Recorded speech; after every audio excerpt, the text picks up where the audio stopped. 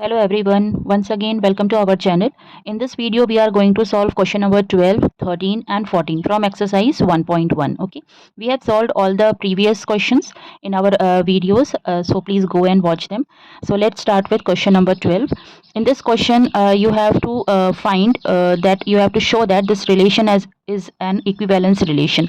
Here it is they are talking about triangles, similar triangles. So T1 and T2 they are related if they are similar to each other. दो triangles लेने हैं T1 T2. अगर T1 और T2 similar triangles होंगे तो वो इस relation में आ जाएंगे. तो मतलब हमें सेट ऑफ सिमिलर ट्राइंगल्स को देखना है. So let's see the first one. Reflexive के लिए हम क्या करेंगे, we will take a T1. अभी T1 के साथ ओवरलैप करेगा. T1 हमेशा T1 के साथ सिमिलर होता है. ठीक है, सिमिलर ट्राइंगल्स क्या होते हैं? सिमिलर ट्राइंगल्स वो होते हैं जिनके शेप्स सेम होते हैं. They may differ in sizes but they are same in shapes. Okay, तो यहाँ पर क्या हो जाएगा, T1 जिनके रेशियोज प्रोपोर्शनेट होते हैं. ठीक है, हम ऐसे भी देख सकते हैं. तो T1 यहाँ पर क्या होगा, T1 जो है वो खुद के साथ सिमिलर होगा. ठीक है, ओवरलैप करेंगे तो T1 के साथ फिट बैठेगा. तो T1 this pair belongs to R, so this is going to be reflexive always. Now what about symmetric? Symmetric के लिए you have to take the pair T1, T2. So if your T1 T2 these two are the triangles which are in A.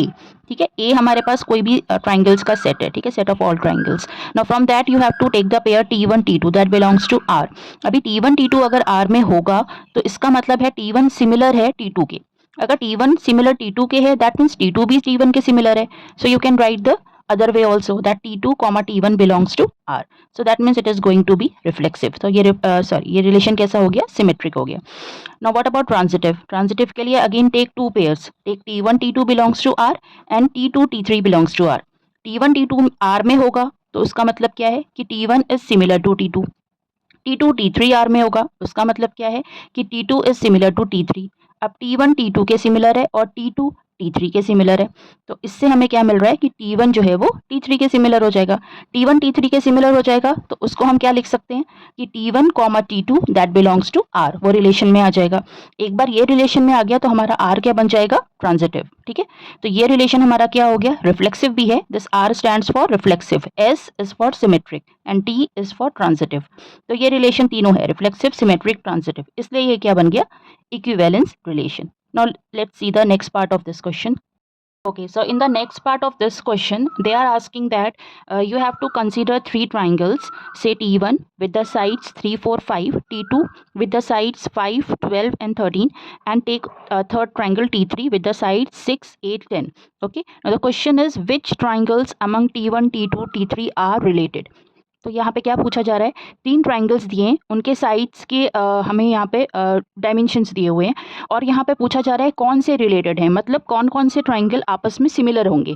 ठीक है, क्योंकि यहाँ पे similar का question है तो हमें देखना है कि कौन कौन से ट्राइंगल्स आपस में सिमिलर होंगे, वो हमें रिलेशन ढूंढ के निकालना है. Okay, so let's see this.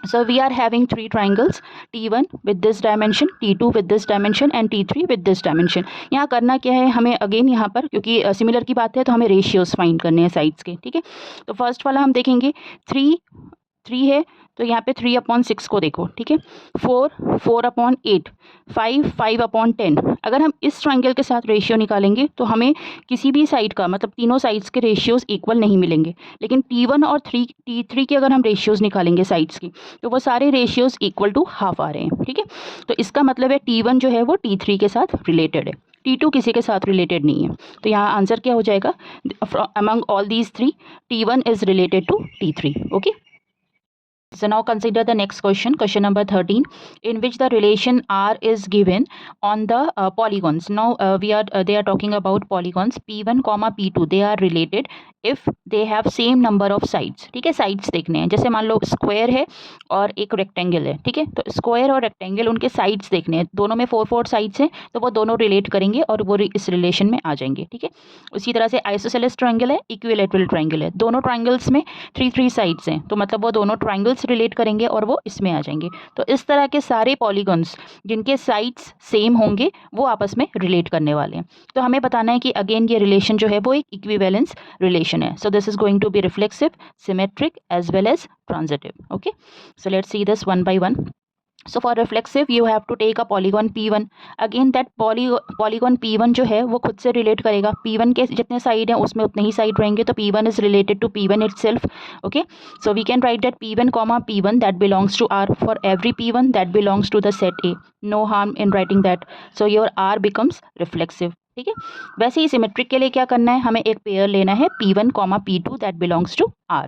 अभी P1 P2 R में होगा, मतलब हमारे रिलेशन में है, तो रिलेशन की डेफिनेशन लिखनी है उसके लिए, मतलब P1 और P2 के पास सेम नंबर ऑफ साइड्स हैं. ठीक है, तो P1 P2 के पास अगर सेम नंबर ऑफ साइड्स हैं तो इसका मतलब है P2 और P1 के पास भी सेम नंबर ऑफ साइड्स हैं.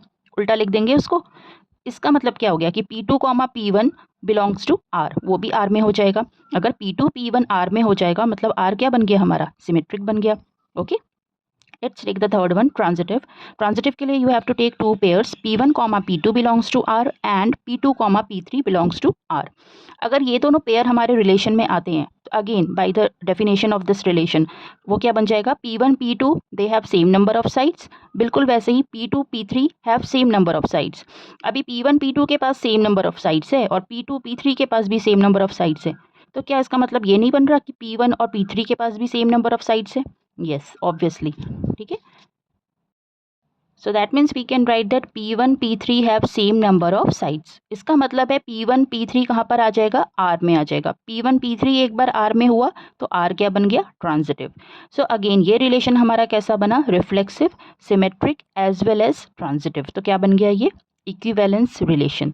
ठीक है, तो ये लास्ट के जो आपके क्वेश्चंस हैं 11, 12, 13, 14, इनमें से कोई भी क्वेश्चन आ सकता है क्योंकि ये इक्विवेलेंस रिलेशन पे है और शो करना है. क्वेश्चंस बहुत इजी हैं, बस you have to write it properly. Okay, तो यहाँ पे जो लास्ट इसके सेकंड पार्ट्स हैं उस पर भी ध्यान देना है हमें. अभी सेकंड पार्ट में ये पूछा जा रहा है कि you have to find the set of all elements in A which are related to the right angle triangle, say it is T, with sides 3, 4 and 5. ठीक है, क्वेश्चन में यहाँ पे हमें किससे रिलेट कराना है, एक राइट एंगल ट्राइंगल से रिलेट कराना है और हमें ढूंढ के निकालने हैं वो सेट जो इस ट्राइंगल के साथ रिलेट करेंगे. ठीक है, हमें यहाँ पे साइड्स के डायमेंशन पे ध्यान नहीं देना है, हमें ये ध्यान देना है यहाँ पे बात किसकी हो रही है, ट्राइंगल की.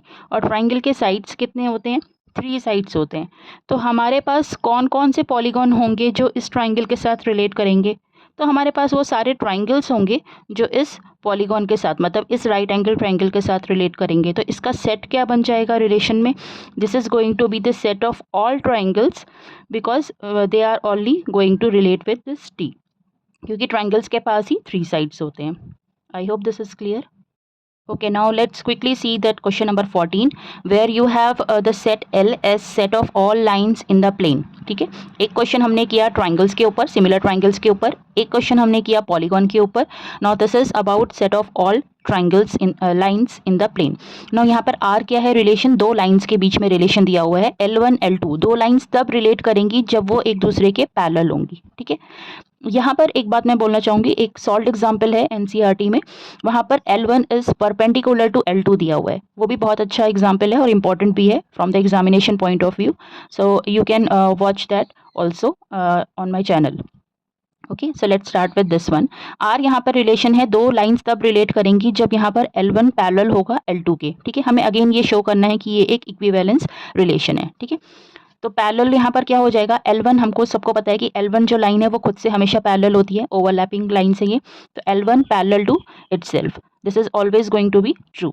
So that means L1 comma L1 belongs to R for each and every L1 that belongs to L. So यहाँ पर R हमेशा रिफ्लेक्सिव होगा.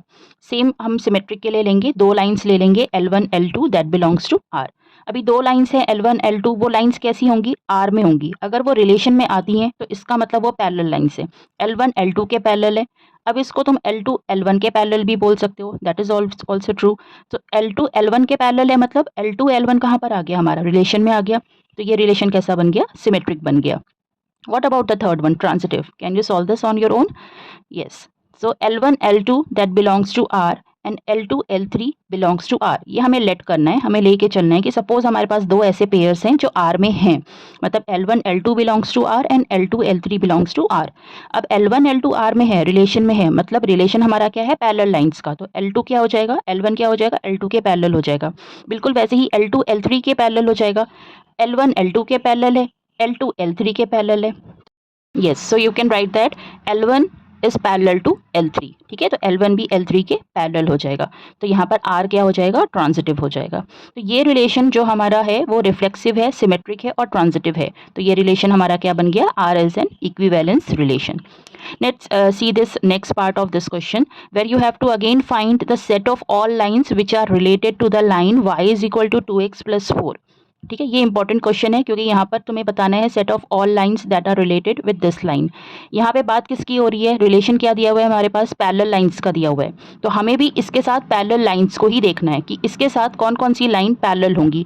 वो जितनी भी लाइन पैरेलल्स होंगी या इसके साथ, वो इस सेट में आ जाएंगी जो इससे रिलेट करेंगी। ठीक है, उसको हम कैसे बनाएंगे, so what you have to do, you have to just change the intercept। as you can see, you can write the equation of a line in the form y is equal to mx plus c।